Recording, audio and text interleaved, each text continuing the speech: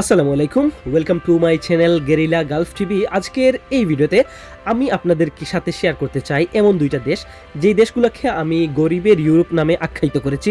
আসলে এই দুইটা দেশকে গরিবের ইউরোপ বলার কারণ হচ্ছে, আপনি চাইলে একটা সময় এই দুইটা দেশ থেকে অনায়াসে ইউরোপের যে কোনো দেশে ঢুকতে পারবেন। যেহেতু আপনি মধ্যপ্রাচ্যে যে কোনো দেশে, আপনি মধ্যপ্রাচ্যের বলেন, মিডল ইস্টের যে কোনো দেশে আপনি ঢুকতে গেলে 3 থেকে 5 লক্ষ টাকা আপনার খরচ করতে হচ্ছে। সেহেতু আমার মনে হচ্ছে, যদি আপনি 3 থেকে 5 লক্ষ টাকা দিয়ে গরিবের এই দুইটা দেশে যেতে পারেন, তাহলে একটা সময় আপনি ওইখান থেকে আরও সহজে, আরও কম টাকাতে আপনি সেন্ট্রাল ইউরোপের যে কোনো একটা দেশে ঢুকতে পারবেন। তাহলে আমি বলবো, আপনি মিডল ইস্টে না গিয়ে গরিবের এই দুইটা দেশে যান, তাতে আপনার জন্য ইন ফিউচার ভালো হবে। ঠিক আছে, এখন একটু আমরা কাজের কথায় আসি। যেহেতু আপনার মনে এখন হচ্ছে যে আচ্ছা, গরিবের ইউরোপ তাহলে কোন দেশ হতে পারে? প্রথম দেশটা হচ্ছে আর্মেনিয়া। অনেকেই এই নামটা আমার মনে হয় না যে শুনেছে, কারণ আমরা ইউরোপ জানি ফ্রান্স, স্পেন, পর্তুগাল, অনেকটা দেশ এইরকম আর কি। অনেকেই এই দেশগুলোকেই ইউরোপ মনে করে, কিন্তু আর্মেনিয়া হচ্ছে নতুন একটা দেশ, যেটা আবার ইউরোপের না, নন সেনজেন, মানে সেনজেনের বাইরে। কিন্তু এই দেশগুলোতে গেলেও একটা সময় আপনি ইউরোপে ঢুকতে পারবেন, এইটা একদম 100% শিওর। তবে আমি বলবো, আপনি যদি এই দেশে যান আর্মেনিয়াতে, তাহলে আপনি পারমিট নিয়ে যাবেন। আবার আপনি পারমিট নিয়ে গেলে আপনি একটা সময় এই দেশের পাসপোর্ট পেয়ে যাবেন, আর সেইটা হচ্ছে টানা 3 বছর যদি আপনি বৈধভাবে আর্মেনিয়াতে থাকেন, তাহলে আপনি আর্মেনিয়ার পাসপোর্ট পেয়ে যাবেন, এবং তারপর আপনি সহজেই সেনজেনের যে কোনো একটা দেশে আপনি ঢুকে যেতে পারেন। সবচেয়ে গুরুত্বপূর্ণ কথা হচ্ছে, আপনি যেহেতু যাওয়ার জন্যই প্ল্যান করতেছেন আর্মেনিয়াতে, তাহলে ভুলেও দালালকে বলবেন না আপনি ট্যুরিস্ট ভিসাতে যাবেন। ট্যুরিস্ট ভিসাতে গেলে আপনি সেইখানে থাকতে পারবেন না, যে কোনো সময় বিপদে পড়ে যেতে পারবেন। তাই আপনি সবচেয়ে বেটার অপশন হচ্ছে আপনার জন্য, আপনি পারমিট নিয়ে যাবেন। আর পারমিটে আপনার জন্য আরেকটা ফায়দা হচ্ছে, আপনি 3 বছর বৈধভাবে সেইখানে কাজ করলে আপনি সেইখানে নাগরিকত্ব পেয়ে যাবেন, পাসপোর্ট পেয়ে যাবেন। আর্মেনিয়াতে আপনি খুব একটা বেতন পাবেন সেইটা আমি বলছি না, কারণ আপনাকে ওইখানে খুব ভালো বেতন, ইউরোপের মতন বেতন আপনাকে দিবে না। সেইখানে আপনাকে $500 থেকে $600 দিবে, যেটা বাংলা টাকায় 50 থেকে 60 হাজার টাকা। এইরকম টাকা আপনি ইনকাম করতে পারবেন, কিন্তু প্রফেশন অনুযায়ী সেইটা আরেকটু বাড়তে পারে। যেমন ধরেন, আপনি ড্রাইভিং করেন, ডেলিভারি করেন, এইগুলোতে একটু বেশি টাকা আপনি ইনকাম করতে পারবেন। সেটা হচ্ছে আপনার উপর নির্ভর করে। আপনি আপনার হাই প্রফেশন দেখাতে পারলে, আপনি উন্নত কাজ করতে পারলে অবশ্যই আপনার বেতনটা একটু বেশি হবে। গরিবের ইউরোপের অন্য আরেকটা দেশ, সেটা হচ্ছে তুর্কি।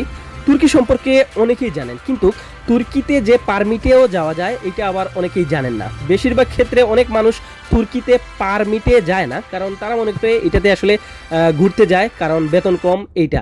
কিন্তু আপনি যদি তুর্কিতে যান কাজের ক্ষেত্রে, তাহলে আপনার বেতন কীরকম হবে বা আপনার কত টাকা লাগতে পারে সেইটা আমি আপনাদেরকে একটু বলি। যেহেতু ইউরোপের একটা সাইট পড়েছে তুর্কিতে, কারণ কিছুটা তুর্কি হচ্ছে ইউরোপের ভিতরে এবং কিছুটা বাইরে, সব কিছু মিলিয়ে আপনি একটা ফিল পাবেন যে পুরোটা তুর্কি যদি আপনি দেখেন, তাহলে ঠান্ডা, শীতলতম একটা দেশ। সেই জন্য তুর্কি হচ্ছে বেস্ট অপশন গরিবের জন্য। এখন বলি কত টাকা লাগতে পারে। এই ধরেন, আপনার 3 থেকে 5 লক্ষ টাকা বা 6 লক্ষ টাকায় এত টাকা লাগতে পারে আপনার তুর্কিতে যেতে হলে।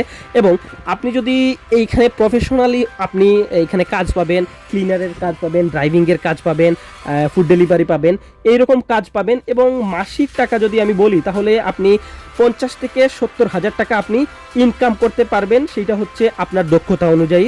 এখন আপনি যদি লেবারের কাজ করেন সেইখানে, তাহলে আপনার বেতন খুবই কম হবে, কারণ প্রফেশন অনুযায়ী কিছুটা বাড়তে পারে এইটা। এখন কথা হচ্ছে, যদি আমি তুরস্কের পাসপোর্ট পেতে চাই, তাহলে আমাকে কি করতে হবে? আপনাকে প্রথমত হচ্ছে 5 বছর ওইখানে বৈধভাবে থাকতে হবে, এবং এই 5 বছরের ভিতরে আপনি 185 দিনের বেশি তুরস্কের বাইরে থাকতে পারবেন না। এবং আপনাকে তুর্কি ভাষার উপর ভালোভাবে দক্ষতা অর্জন করতে হবে, আর আপনার একটা নির্দিষ্ট কাজ থাকতে হবে, আয়ের উৎস থাকতে হবে। হয়তোবা আপনি চাকরি করতে পারেন, নয়তোবা আপনি ব্যবসা করতে পারেন। অলমোস্ট আপনাকে একটা জিনিস দেখাতে হবে, হয়তোবা চাকরি, নয়তোবা আপনি ব্যবসা। এই দুইটার থেকে একটা আপনাকে দেখাতে হবে পাসপোর্ট পেতে হলে। অনেকের একটা চিন্তাধারা থাকে, যদি আমি তুর্কিতে যাই তাহলে কি আমি বাই রোডে কোনো না কোনোভাবে অবৈধভাবে ইউরোপে যেতে পারবো? অবশ্যই যেতে পারবেন, সেইটা হচ্ছে সবচেয়ে বিপজ্জনক।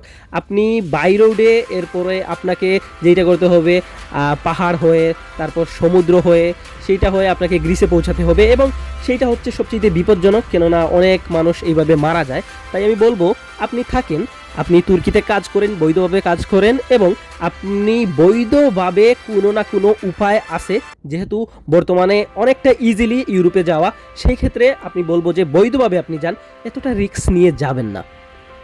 তাই আমার মনে হলো এই ভিডিওটা খুবই গুরুত্বপূর্ণ, কেননা আপনি যেহেতু 3 থেকে 5 লক্ষ টাকা খরচ করে মিডিল ইস্টের একটা দেশে আসতেছেন, 30,000 থেকে 40,000 টাকা ইনকাম করতেছেন, আমার মনে হলো যে আপনি এই টাকা দিয়ে আপনি ইউরোপের এই 2টা দেশে যান।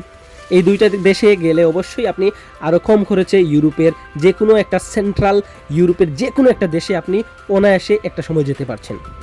দেখা হচ্ছে নতুন কোনো ভিডিওতে একটা লাইক দিয়ে দিবেন, কমেন্ট করে জানিয়ে দিবেন আপনি কোথা থেকে এই ভিডিওটা দেখছেন, আর অবশ্যই নতুন হলে সাবস্ক্রাইব করে দিবেন।